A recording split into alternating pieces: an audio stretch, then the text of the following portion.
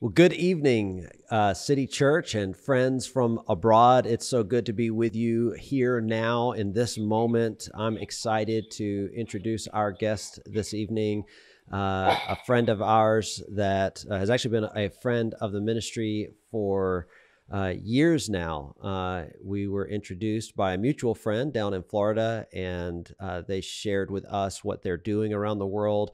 Something I believe that is important to be a part of as a human being, but even more importantly, as a follower of Christ. The organization is Life for the Innocent, and we have I guess I don't actually know the direct title, but director in the stateside. My title now is president and founder. President and founder, Chris. So, Chris, welcome. Thanks for being Thank you. here with us tonight. We're Thank excited you. to be doing this. Why don't you just give us, for those that are not familiar with the organization, a kind of rundown on exactly what Life for the Innocent is? Yeah, Life for the Innocent, or as we affectionately call it, LFTI, we exist to partner with communities to see children rescued from human trafficking. Our whole goal is to rescue, restore, and renew these kids who have obviously experienced a plight that the vast majority of us can only imagine in a nightmare. But we have been around doing this work for close to my first trip overseas, where I saw this face to face for the first time, was in 2006. And since then, through people like you and through God's blessings, we've been able to see over 14,000 children rescued from human trafficking. Okay, say that number for us one more time. 14,000 plus Wow. children rescued from human trafficking. So, okay, walk us through, and I'm sure that this is the process probably has changed a little bit over the years as you've refined it and been able to gather support. But walk us through, what does that process look like in 2020? Yeah, great question. You hit the nail on the head. Things change every year, no matter what. But in a pandemic year, we've had to pivot and we've had to shift, and it's been a challenge. But our whole goal is to find the most marginalized kids everywhere in all the places that we work, which is primarily in that 1040 window in South Asia. These are kids that either have been orphaned, they are kids that have been discarded or just abandoned by their family due to being born under the wrong star formation, or having bad karma, or doing something wrong in a previous life. Out of the 3,000 plus children that we were able to see rescued, restored, and renewed last year, whenever we take a child in who has been rescued, we put that child's name and picture in a missing child registry. And believe it or not, Jim, not one of those kids was being looked for by their parents or family members last year. Not even one of them. Wow. So the plight that they go through in countries other than the U.S., especially over in Asia, it's horrible. Now, you had talked about children being discarded, left behind, but that's not where you're finding kids when you rescue them. They have been transitioned from that to actually being in a position where somebody's actually trying to traffic them, whether for, well, I guess I'll let you describe what they're trafficking for. Yep. We get children out of three primary areas, whether that be labor trafficking, like in a brick kiln or a rock quarry or a fireworks factory, or we get kids out of sex trafficking, whether that be in a brothel or in a market. And we also, probably about 8 years ago, started rescuing children out of markets that were specifically medical grade kids, and that was from an organ harvesting side of things. So we'll get kids who have already been in the system. This year is a very unique year with the pandemic, and the pandemic. I think out of the current, we've had close to 2,000 kids who are in the process of going into their forever families now. And out of that, all of our counselors were able to ascertain that over 70 of these kids had parents at the beginning of 2020. Those parents passed away due to COVID and other underlying medical conditions stemming from getting sick. And believe it or not, Jim, that these over 70 kids were trafficked from medical facilities because no one wanted anything to do with them. They had been in the hospitals after their parents had brought them there for 2 to 3 days, and then were trafficked specifically from a hospital. Hospital staff eventually, they'd feed them a little bit, give them a little bit of water, and eventually, hey, go with this man. This man can take care of you. Trafficked from the hospital. Just, yeah, it's foreign for us in the West, how that could even happen with all of our different things we have in place to protect vulnerable and protect at-risk kids. I have to say that you and I were speaking the other day in preparation for this, and you shared that with me. And I was talking with my wife that evening, and I was telling her that, years ago when you guys shared with us that there was a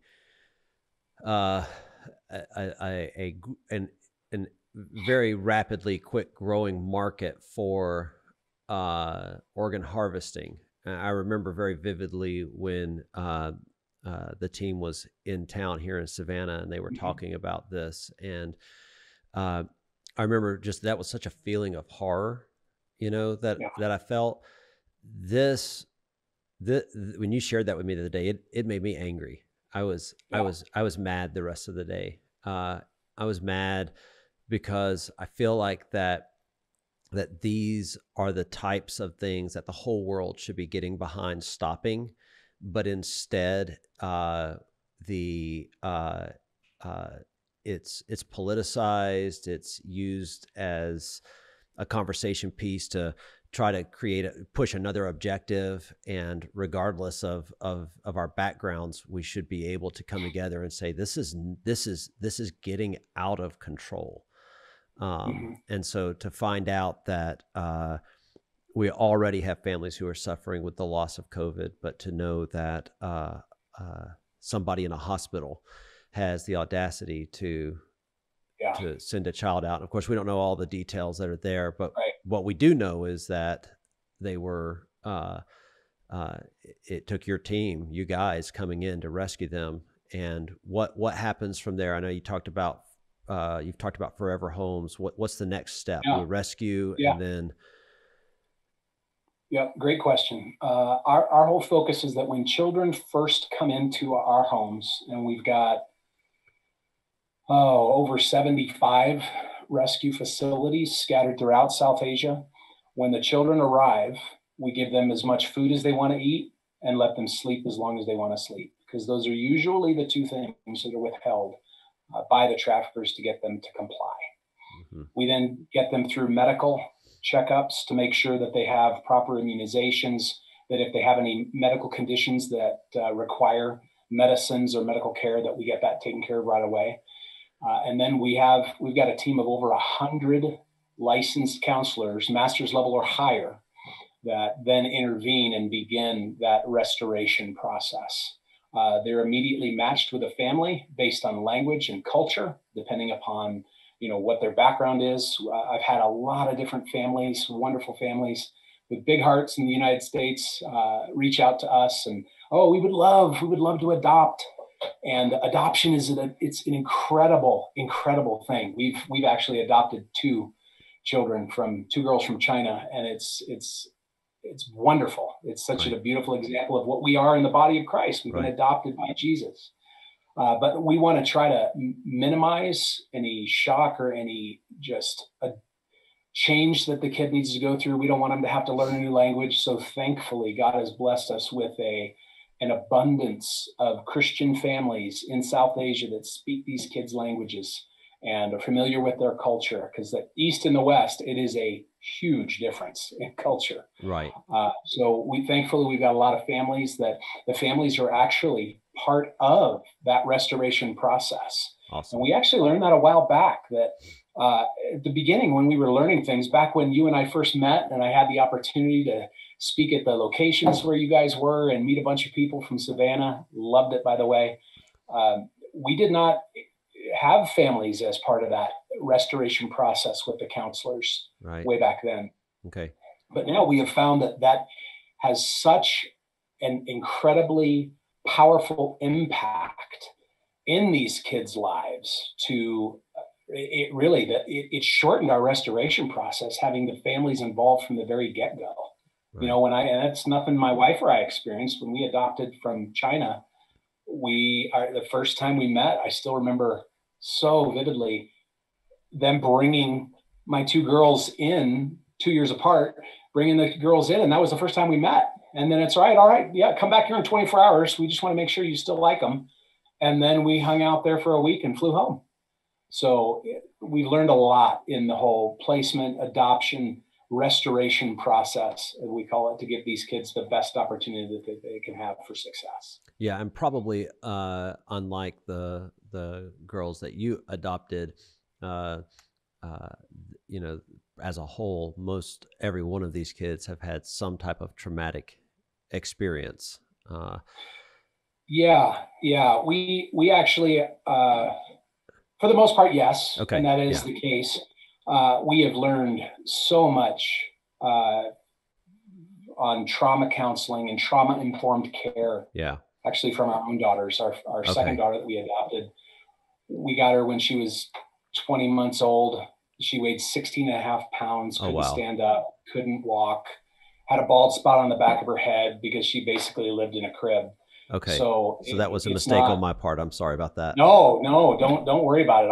I like telling that story because now if you had a chance to meet her, night and day, what love, what care, what food, and what dignity can do for a human life, whether it be adoption or rescuing kids from human trafficking, it is immeasurable. The love of Jesus has a way of just transforming somebody from the inside out. And I have a perfect example of that, not only what we do through LFTI, but also my own family. So you mentioned 20 months there. What's the, is there an average age in the trafficking world that you guys are pulling kids from? It totally depends on location, where they're coming from. Okay. Like there's probably 150,000 children trafficked a year here in the United States. Okay. I guarantee it happens in your state. Yeah. I wouldn't be surprised if it happens in your own city. That's the average age of those kids. I was just gonna say that's an interesting statement because we certainly do see it in the news. Unfortunately, it feels like it's constantly mitigated publicly by saying, well, it's not as big of a deal, even though we've arrested this person or we've stopped this. It's not as big of a thing as you think it is. But you know, I would say one is too many, but 150,000 is unbelievable. Totally, but back to their age. Agree. Yeah, in regards to the age here in the States, that age is higher teens. Okay. You know, young adults. But I can tell you that we are on pace to see again over 3,000 kids rescued, restored, and renewed this year in our homes. And the average age has been right around 7 years old. Yeah. I have an 8-year-old. And that's boys and girls. I would say 55% of those have been girls, 45% of them have been boys. And that's a big misnomer or misunderstanding in just worldwide, that the vast majority of all the people trafficked or used in brothels are little girls or young women. Yeah, that's definitely the case. But the amount of just in our example, 45% of them have been little boys.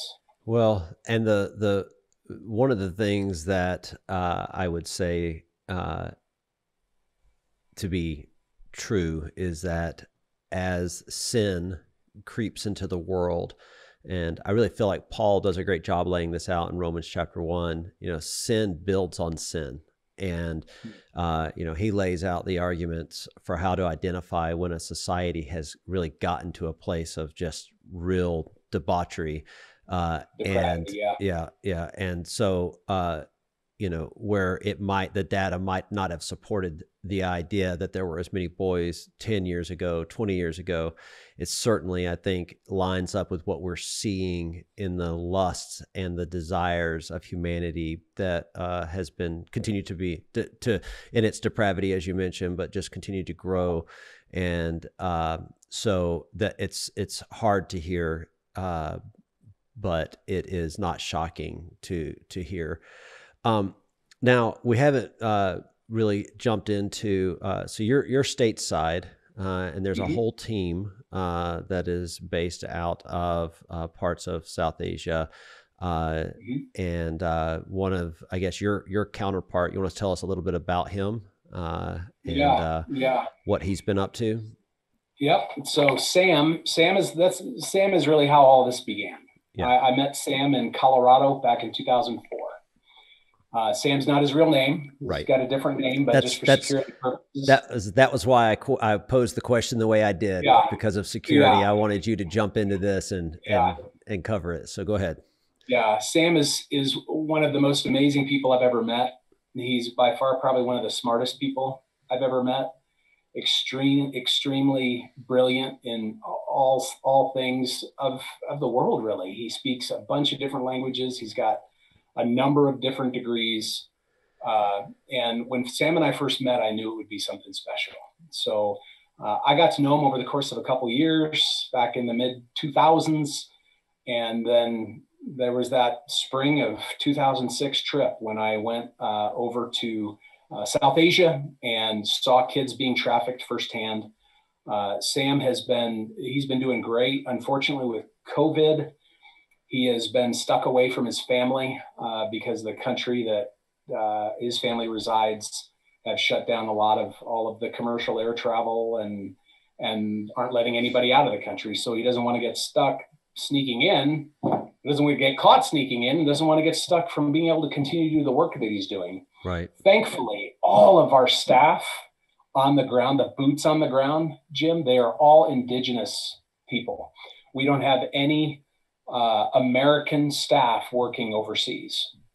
We have a very small team mixed with some full-time people and a number of part-time people that we're all Americans. We all live in the States. Our whole goal is to get the word out, educate, and fundraise as much as possible to continue to do the work that we do. Because believe it or not, what we can do in South Asia, in those economic systems with our dollars, for us to take a child in, take care of them for 4 or 5 months, and then place them, all the paperwork that's needed to place them with their new forever family, it's right around $1,500. Yeah. Exactly $1,485, and that takes a child in, cares for him for all that time, including the counseling, including the medicine, and then places them in a forever family. Yeah, having 6 kids, that doesn't even touch what my food budget is every month. Yeah. So it's still been doing this now 15 years almost, and I still am blown away by what we can do with the dollars that we make in changing a life forever. So let's get onto that topic for just a moment. So $1,485, and just to create some real clarity with this, if somebody wants to see a child from rescue all the way to a forever home and into the healing process, that's going to be $1,485. That's going to pay for everything that's needed: medical bills, food. And obviously, I'm sure that there's some give and take on that, depending on what a specific child's needs are. Yep. But you guys have been doing this long enough that becomes the average, and you guys are on track for 3,000 for 2020. How many in 2019? I know you mentioned it earlier. 30. I think the number was just over 3,200. Yeah, and we'll surpass that a bit in 2020. Yeah. And that's just around the corner. We're about to be in 2021. Couple weeks. Yeah. So we want to encourage, and we'll have links in the description where people can go and give directly to Life for the Innocent. And We as a church are investing in the ministry there. But we really want to encourage people to get directly connected. One of the things that we've found now as a church is that it's a lot better to connect people directly to the ministries versus having them give to the local church and the local church give. And there's a lot more connectivity if they directly connect. And so I really want to challenge people to go. And of course, it does not have to be $1,485. You actually have it broke down to where they can, if they want to know, like, what does it cost just to rescue the kid? You have some numbers that we can make available that show some of the different parts of the process. But even just a one-time gift of $50 or a reoccurring gift of $10 can make all the difference. Yeah, every bit counts. You can learn more about that. And thank you for bringing that up, Jim. You can learn more about that at our website, which is lifefortheinnocent.org. We have breakdowns there that show exactly what the average medical cost is, what food costs is, what the staff to take care of them cost is, etc. And we are a full 501c3 organization. All of our financials are published. We put those right on our website. You can look and see how our money is spent. We're very transparent. We go through we're not required to, but we choose to go through a full audit process by a third-party auditor out in the Midwest. They go through our numbers every single year, and that's on the website. And you can give in a variety of ways. You can send a check. You can use your debit card or Visa or MasterCard or whatever. We even have, I think there's a text to give type of thing. And you're right, not everybody can come up with the funds to rescue a child. We've had people that they rescue one child a month. We have people that use their businesses. We've had people donate a vehicle.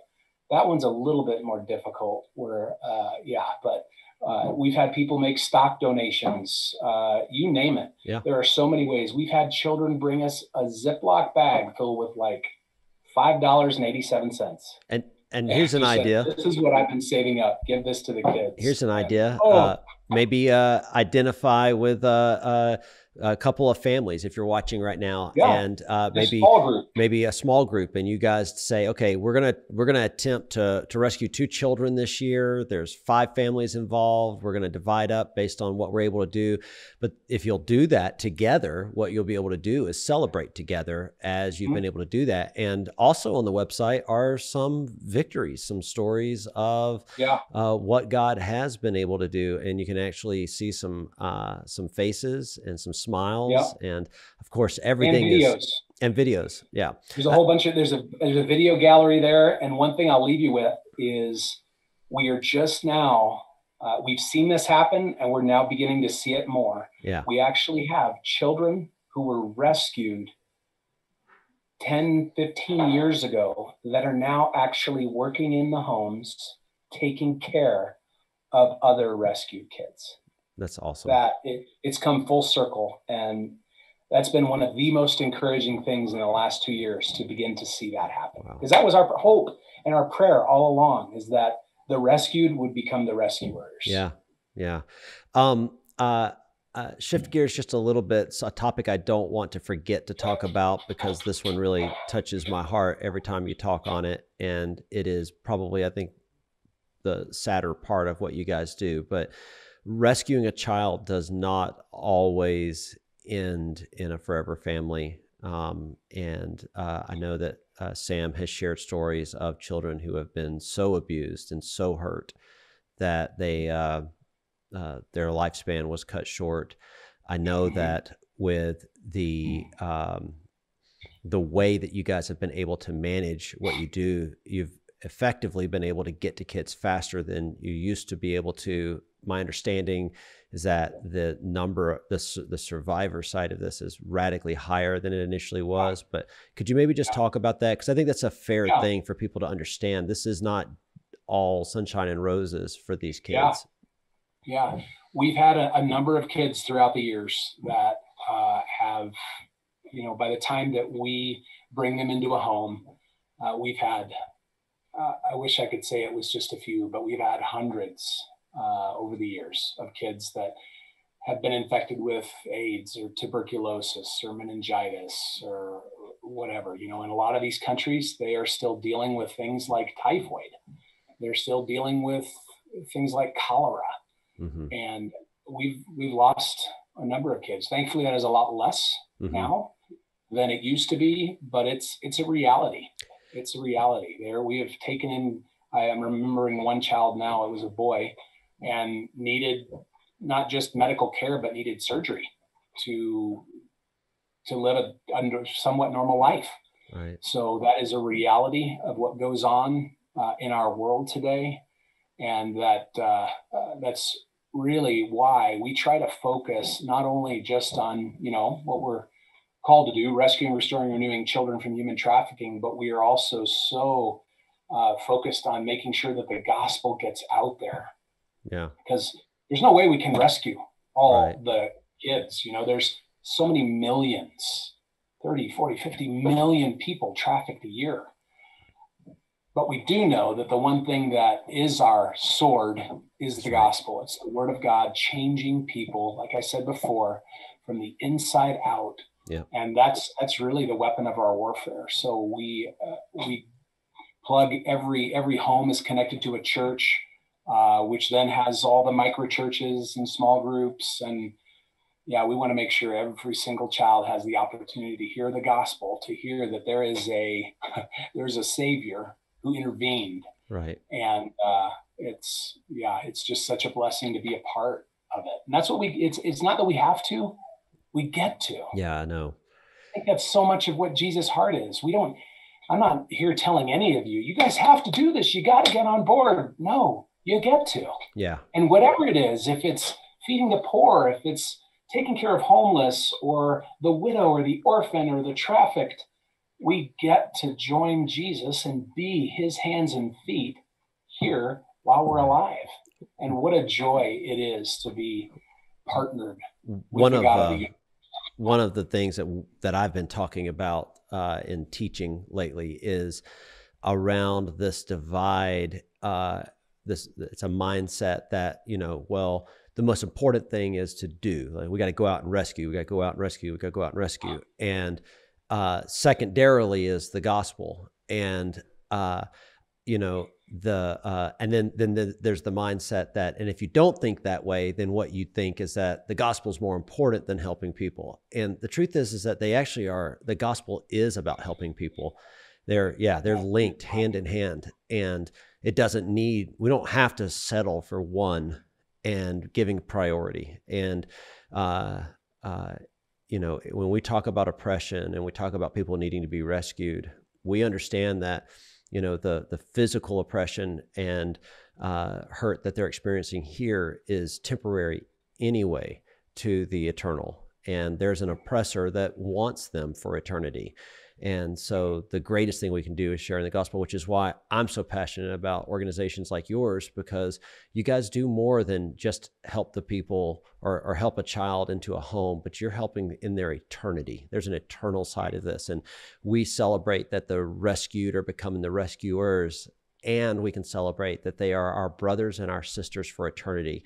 I may not know their name today, but I can tell you this: I'll be running in and out of whatever that adventure looks like, and I'll be high-fiving them because they're my brother and my sister. And yeah, I think of that frequently.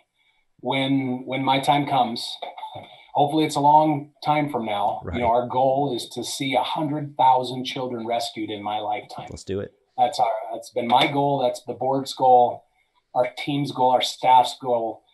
And I am so excited for that day when Jesus welcomes me home and I get to see all the faces that I had the opportunity to partner with God in a bit of their rescue. And I feel like we do a small part. No doubt. But Jesus does all the work. And I'm excited for that day. Amen. I'm very excited for that day. Well, we're really excited for what you guys are doing, and I know that you're busy. You're based out of Colorado, and so it's a little chilly there. And but everybody will notice you're in a short sleeve shirt, and Right. you're Yeah. You said it's like 50 degrees today. It's 34 here and it's comfortable. it's comfortable. So, but Yeah. we know you're busy and you run a business that's apart from this, and that's actually how you make a living and how you Yep. support your family. And I want to thank you for taking the time to be a part of this ministry opportunity and lead the way for us and for others. And I'll just say one last thing in closing. And there's always somebody who's watching who has a huge heart and very limited resources. And God uses those with resources in a way that He in a different way than He uses those who don't have resources. And so if you're watching right now and you would say, I just don't have much, can I tell you, there is so much value in sharing the message and praying. You may not have the resources to save a child a month, but I promise you, you know people who do. You may not realize it, but you do. And by sharing the gospel, by connecting people with organizations like this, I mean, as much as social media right now just scratches a place I don't want scratched, there's a powerful tool there to be used to be sharing organizations like Life for the Innocent and making known what they're doing, because there are people who can get connected that can make a difference. And I'm just saying that out of even a testimony in my own life of what we have been able to see happen.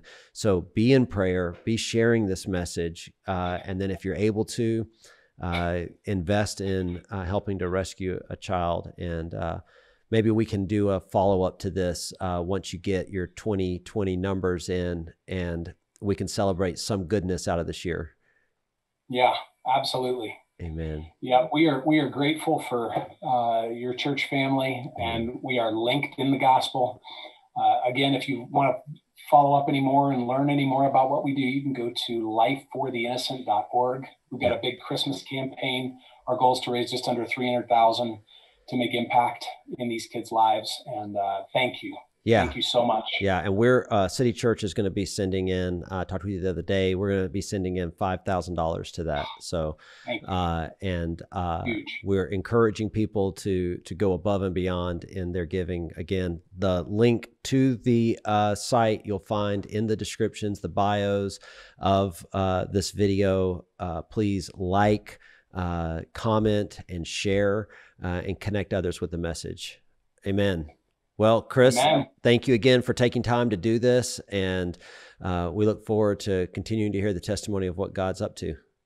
Thank you. It's been my honor and privilege, and God bless you and the whole church family. Hey, Merry Christmas.